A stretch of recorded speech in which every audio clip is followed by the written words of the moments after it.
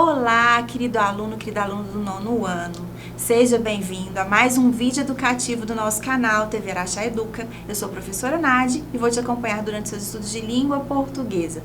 Lembrando sempre que as nossas videoaulas são complementos para as aulas que você tem na sua escola com o seu professor ou a sua professora. Bom, vamos lá. Vamos aprender um pouquinho mais? O tema da aula de hoje é figuras de linguagem. E eu tenho certeza que você já estudou isso e que a gente precisa fazer uma revisão para que você relembre esse assunto. Vamos lá, esse assunto é um assunto bem bacana. Para a gente entrar devidamente nas figuras de linguagem, eu gostaria que você observasse essas figuras. O que vem à sua mente? Bom, quando você vê aqui a professora escrevendo no quadro, você lembra do quadro, da professora, você lembra da escola, você lembra de educação. Quando você vê aqui um livro, o que você lembra? De leitura, do seu livro preferido, de sabedoria. E quando você vê essa pipa, o que você lembra? De momento de lazer, de descanso, de descontração, de diversão? Bom, então isso serve para exemplificar um pouquinho as figuras de linguagens. Então a gente vai analisar o que a gente quer dizer exatamente, o que está por trás daquilo que a gente escreve. Bom, vamos lá? Olha só. E para analisar esse sentido, a gente vai falar de sentido denotativo e conotativo. Você se lembra o que é isso? Olha só, naquela cidade há um rio. A menina chorou um rio de lágrimas. Bom, eu tenho a palavra rio na primeira frase e na segunda, mas com sentidos diferentes, não é mesmo? Então, naquela cidade há um rio, esse sentido é o sentido denotativo. É o sentido literal da palavra. Se eu buscar no dicionário a palavra rio, é esse sentido que eu vou encontrar. Já aqui no caso da segunda frase, a menina chorou um rio de lágrimas. Bom, não foi exatamente um rio. Eu estou usando no sentido figurado. É para ilustrar que realmente ela chorou muito, né? Foram muitas lágrimas. Então, esse é o sentido conotativo. O sentido denotativo, ele é predominante nos textos jornalísticos. É uma linguagem mais formal. E os textos, e o sentido denotativo, o sentido conotativo, ele é mais usado nos textos literários, quando eu vou usar a linguagem figurada. E é aí que a gente começa os nossos estudos. Vamos falar um pouquinho das figuras de linguagem. Bom, elas são recursos usados na fala ou na escrita, para tornar mais expressiva a mensagem que nós queremos transmitir. As figuras de linguagens, elas são divididas em figuras de palavras, e eu vou trabalhar a nível de significado das palavras, figuras de pensamento, e aí eu vou ter aquela combinação dos pensamentos, né, da interpretação daquele sentido, as figuras de sintaxe, que modificam a estrutura gramatical da frase, e as figuras de som, e aí eu vou trabalhar a respeito da sonoridade dos termos. Ainda dentro dessas 4 divisões, eu tenho outras classificações. Então, as figuras de construção ou sintaxe, elas podem ser classificadas ainda como hipérbato, elipse, zeugma, pleonasmo, polissíndeto, assíndeto, anacoluto, anáfora e silepse. As figuras sonoras, elas são classificadas em aliteração, assonância, onomatopeia e paronomásia. Já as figuras de palavras, elas são divididas em comparação, metáfora, catacrese, metonímia, antonomásia e sinestesia. E as figuras de pensamento em antítese, paradoxo, eufemismo, ironia, hipérbole, personificação, gradação e apóstrofe. Ufa, muitos nomes, não é mesmo? Mas vamos lá, vamos vendo cada exemplo com calma, que eu tenho certeza que você vai se lembrar desse assunto. E é um assunto muito bacana da gente estudar, diga-se de passagem. Bom, para a aula de hoje nós vamos falar um pouquinho das figuras de linguagem e das figuras de pensamento. Das figuras de palavras e das figuras de pensamento. Bom, dentre as figuras de palavras, a primeira que a gente vai analisar é a metáfora. Ela é uma comparação que não deixa o elemento comparativo evidente. Então, quando eu digo, por exemplo, aquela menina é uma flor, o que eu quero dizer com isso? Ela não é literalmente uma flor, mas ela é linda como uma flor, ela é cheirosa como uma flor, mas eu disse que ela não é como uma flor, ela é uma flor. Então, esse elemento, ele não tem um conectivo para fazer essa comparação. Eu tenho aqui a menina, um verbo, e eu digo que ela é uma flor. E aí a gente faz essa interpretação, porque ela não é literalmente uma flor. Vamos analisar mais um exemplo. Olha só essa tirinha. Fala uma coisa romântica. Meu amor é uma caravana de rosas vagando num deserto inefável de paixão. Nossa, profundo isso, hein? Uau, agora traduz. Aí você está querendo demais. Bom, então quando ele diz que o meu amor é uma caravana de rosas vagando num deserto inefável de paixão, olha que poético isso. Mas a gente sabe que o amor dele não é essa caravana de rosas, não é mesmo? Mas a gente fica a cargo aí, né, da parceira dele, interpretar aí o que ele quis dizer com tudo isso. Outra figura de palavras que a gente tem é a comparação. Diferente da anterior que nós vimos, né, que é aqui a metáfora, a gente tem um elemento claro, um conectivo, que vai deixar clara essa comparação. Veja só, quando eu digo seus olhos são como jabuticabas, esse conectivo aqui, então, classifica essa figura como uma comparação. Eu poderia dizer, seus olhos são jabuticabas? Sim, aí eu teria uma metáfora. Mas como eu tive o elemento conectivo aqui, o como, caracteriza uma comparação. E essa diferença é fundamental para que a gente consiga fazer os exercícios daqui a pouco. Vamos lá, mais um exemplo de comparação para a gente analisar. Olha só, usando a linguagem dele. Acorda, Armando. Você não sabe que o amor é como uma flor? Se não for regada e bem cuidada, ela murcha e morre. Ele fala, hã? O amor é como o motor do carro, Armando. Se não trocar o óleo e não cuidar da mecânica, uma hora ele não funciona mais. Ah, entendi. Então, quando ela falou aqui, né, a linguagem feminina, né, comparando aí o amor à flor, que tem que ser regada e bem cuidada, senão ela murcha e morre, ele não entendeu muito. Mas quando ela falou de carro, que é um assunto que ele gosta, que ele domina, ele entendeu direitinho, né? Se não trocar o óleo do carro e não cuidar da mecânica, uma hora ele não vai funcionar mais. Ou seja, se não cuidar do nosso amor, uma hora ele não vai funcionar mais. Então, observe aqui, olha, o amor é como uma flor, certo? Então, eu tenho conectivo como, e aqui eu tenho, o amor é como o motor do carro, então eu tenho conectivo como. É só o como, professora? Não, pode ser tal qual, que nem, qualquer outra expressão que traga essa ideia e esse conectivo, certo? Diferente da metáfora que eu tenho o verbo ali, né, de ligação, o é, diretamente empregado. Vamos lá, prosseguindo. A gente tem uma outra figura de palavra que é a metonímia. Ela substitui a parte pelo todo. Como assim? Quando eu digo eu leio Machado de Assis, na verdade, eu não tenho como ler Machado de Assis. Machado de Assis é o escritor, é o autor.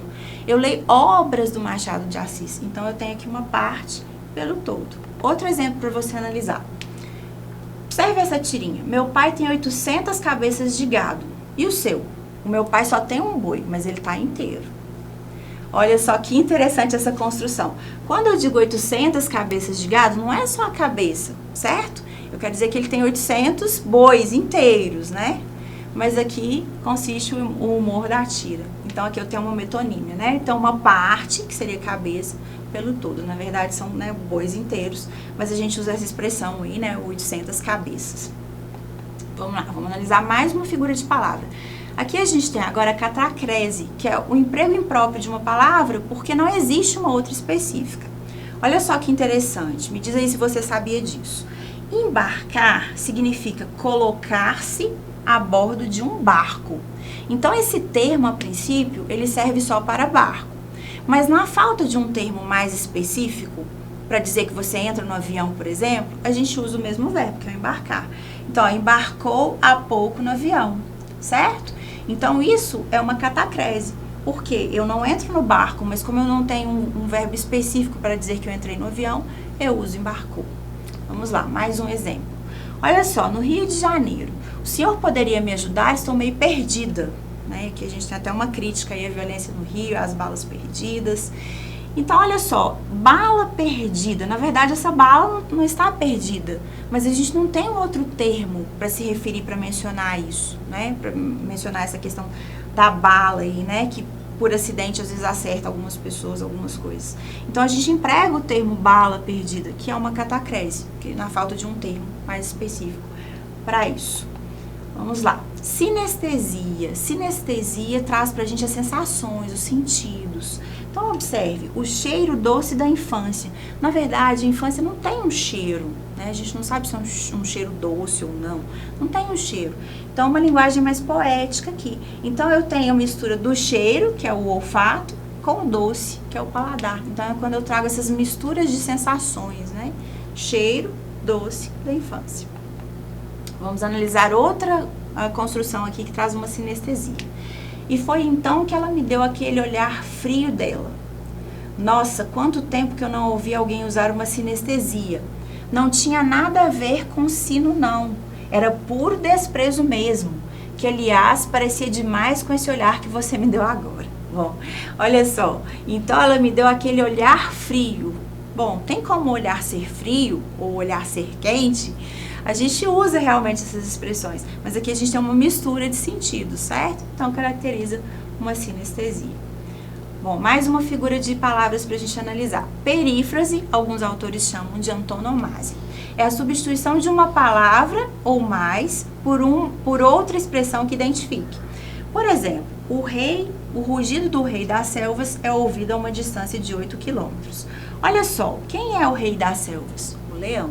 Então, aqui eu tenho uma perífrase, né? Eu não quis usar diretamente o nome do animal, né? Eu poderia dizer, o rugido do leão é ouvido a uma distância de 8 quilômetros. Ao invés de leão, eu substituí a palavra pelo termo o rei das selvas, que é um termo conhecido de todos, né? Se eu digo rei das selvas, todo mundo associa já imediatamente ao leão. Vamos lá, mais um exemplo para a gente analisar. E pode deixar esse guarda-chuva, porque ali embaixo é a terra da garoa. Olha só, então ele subiu, né? Subiu de sombrinha, porque ele veio da terra da garoa. Qual é a terra da garoa? O Rio de Janeiro, é conhecido como a terra da garoa, certo? Então aqui, ao invés de escrever rio, ele mencionou, né, a terra da garoa. Bom, vamos lá. Vamos praticar um pouquinho, então, sobre as figuras de palavras para ver se você entendeu direitinho? Então, vem jogar comigo. Bom, vamos lá, então. Vamos ver o que a gente tem aqui para a gente analisar. Betânia tinha 5 bocas para sustentar e um salário mínimo para isso. Bom, 5 bocas para sustentar. Na verdade, 5 filhos, provavelmente, né, para sustentar. Aqui a gente tem, então, uma metonímia, a parte pelo todo. Vamos lá, mais um.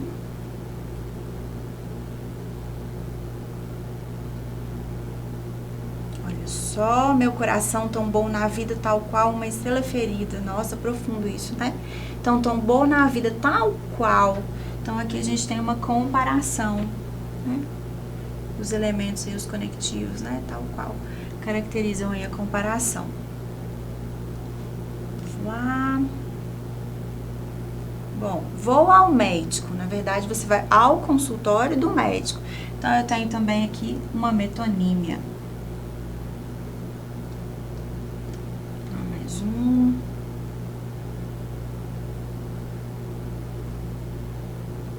Muitas famílias não têm um teto para morar. Bom, não é realmente não ter um teto, não ter uma casa. Então, eu tenho também aqui a parte pelo todo, é uma metonímia.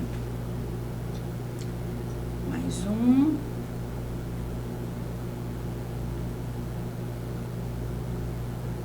Li Kafka e nunca mais fui a mesma. Kafka é um autor. Também tem uma metonímia, eu não li o autor, né? Eu li obras do autor. Mais um. No mesmo caso, estou lendo Graciliano Ramos, então é um autor, né? Eu não leio o autor, eu leio obras do autor. Também metonímia, a parte pelo todo. Mais um.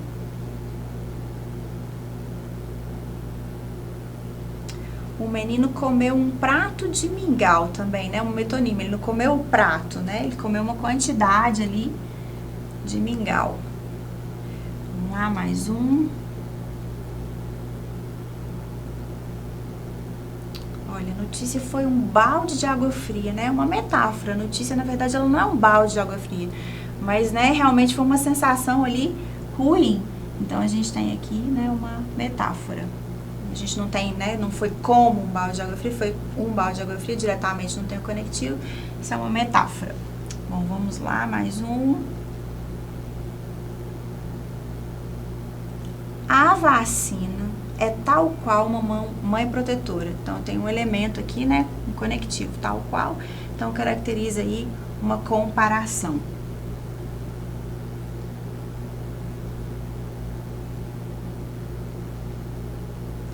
Olha, agora nós temos aqui diretamente, ó, a vacina é uma mãe protetora, não é mais tal qual uma mãe protetora. Então, aqui eu tenho uma metáfora. Quase terminando.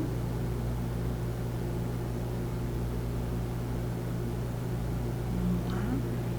Ele é teimoso que nem uma mula, né? Então, eu tenho aqui uma comparação, né? Que nem uma mula. E por último...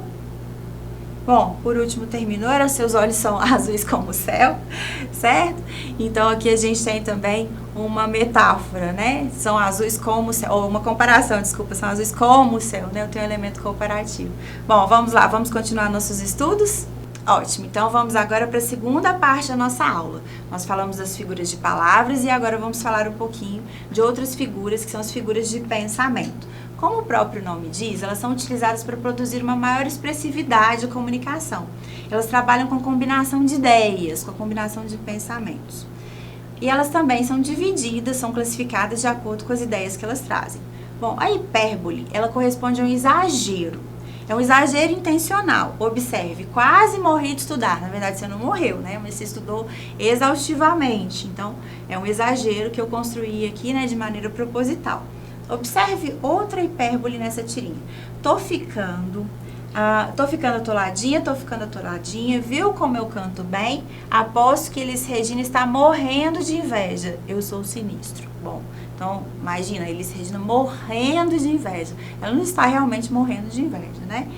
Mas, enfim, foi um exagero aqui proposital. Bom, o eufemismo é o contrário, ele não tem a intenção de exagerar, ele tem a intenção de suavizar para causar menos impacto. Olha só, entregou a alma a Deus. Bom, quer dizer que morreu, né? Então, entregou a alma a Deus. Mas a pessoa não quis dizer que ele morreu, então foi uma maneira de transmitir a mensagem de uma maneira mais suave. Fofoqueira não, querida. Eu sou produtora de biografias orais não autorizadas. Olha, esse eu gostei. Então, uma maneira de dizer que ela é fofoqueira, mas de uma maneira mais indireta, né? Mais suave. E a ironia? A ironia é uma das figuras de pensamento que a gente mais usa, né? Ela é bastante usada nas tirinhas, nas charges, né? Nos cartoons. Então, ela é representação do contrário daquilo que se afirma. É tão inteligente que não acerta nada. Bom, se ela é inteligente, ela deveria acertar tudo, né? Se ela não acerta nada, então tem uma ironia aqui. Não é inteligente que eu tô querendo dizer que ela é. Quem foi o inteligente que usou o meu notebook e apagou tudo que estava gravado? Na verdade, que ela tá, né, irada, ela tá com raiva. Ela não queria usar a palavra inteligente, foi uma ironia, né? Ela queria usar uma outra palavra, né, o contrário de inteligente. Bom, outra figura de pensamento é a personificação, alguns autores chamam também de prosopopeia. Como o próprio nome diz, ela vai atribuir qualidades, sentimentos humanos a objetos ou a seres que não são racionais. Observe aqui. Tá se olhando no espelho, Zé Lelé? Eu não. Ele é que tá me olhando. Bom, a gente tem até, né, uma construção bem interessante aqui dessa linguagem. Então, na verdade, né, a gente tem um ato reflexivo aí, né, da pessoa se olhar e se ver no espelho. Mas o espelho não olha para a pessoa, né? O espelho não é vivo, né? Ele não tem essa habilidade. Outro exemplo aqui. O jardim olhava as crianças sem dizer nada. Uma linguagem bem poética aqui, né? O jardim, ele não olhava, ele não tem essa habilidade de olhar, né? Isso é uma característica dos animais, dos seres humanos. Vamos lá, mais uma antítese. Bom, eu quero que você preste bastante atenção aqui na antítese para que você não confunda com a próxima figura de pensamento que a gente vai analisar. A antítese é o uso de termos que têm sentidos opostos. Então, eu vou ter um termo ali, uma palavrinha que tem sentido oposto.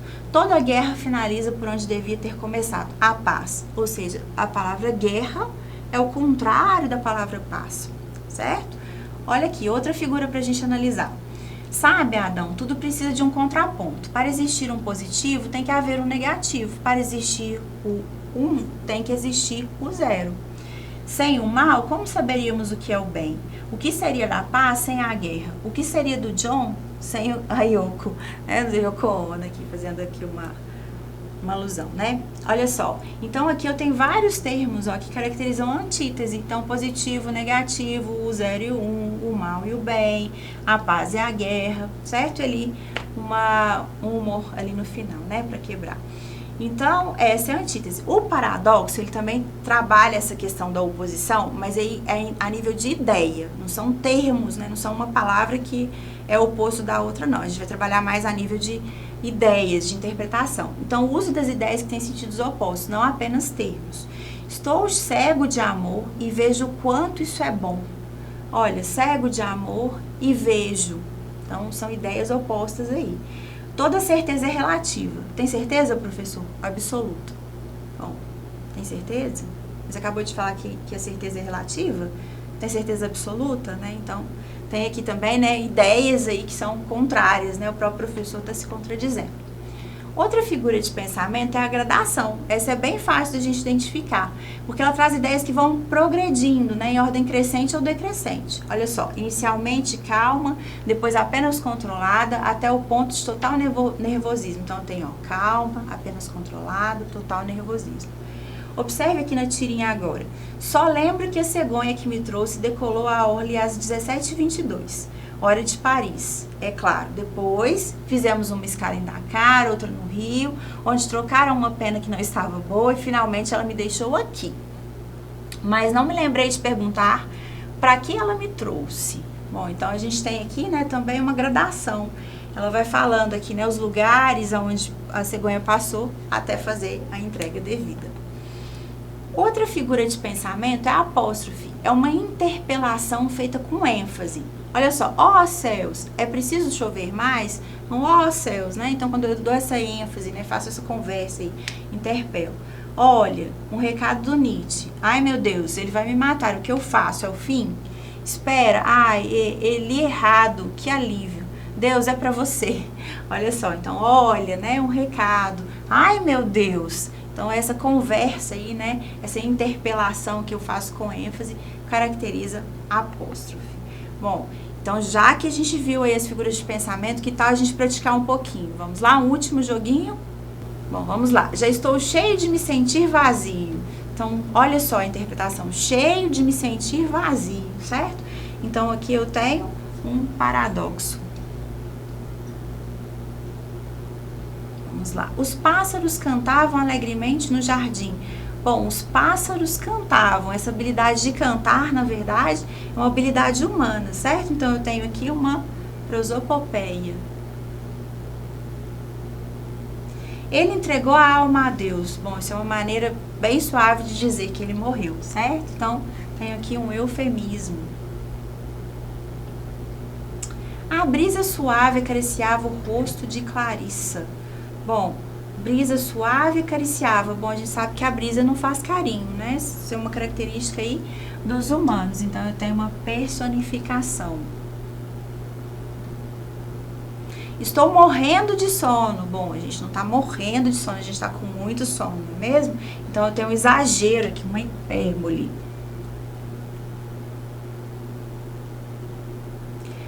Deseja conhecer toda a cidade, o estado, o país, o continente e o mundo. Observe, tem uma gradação, né? Eu vou enumerando aí vários termos.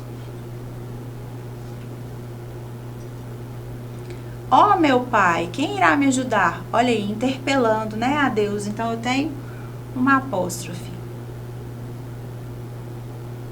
Você é tão esperto, conseguiu fechar o carro com a chave dentro. Bom, eu acho que não é bem esperto o que ela queria dizer, né? Ou ele queria dizer, não. Então, eu tenho aqui uma ironia. Convide-o a retirar-se, por favor. Ou então, uma maneira aí mais suave, né? De pedir que a pessoa se retire, né? De colocar a pessoa ali para fora daquele ambiente. Então, tem um eufemismo. E, por último, tenho trabalhado dia e noite. Bom, dia e noite. Então, eu tenho uma antítese, certo? Temos contrários aí. Bom, bacana. Tenho certeza que você acertou tudo junto comigo. Na aula de hoje, nós falamos um pouquinho sobre as figuras de linguagem, mais especificamente sobre as figuras de palavra e pensamento. Na próxima aula, nós vamos retomar esses conceitos e vamos falar um pouquinho sobre as figuras de sintaxe e de som. Não perca a próxima aula. Te espero lá. Até logo!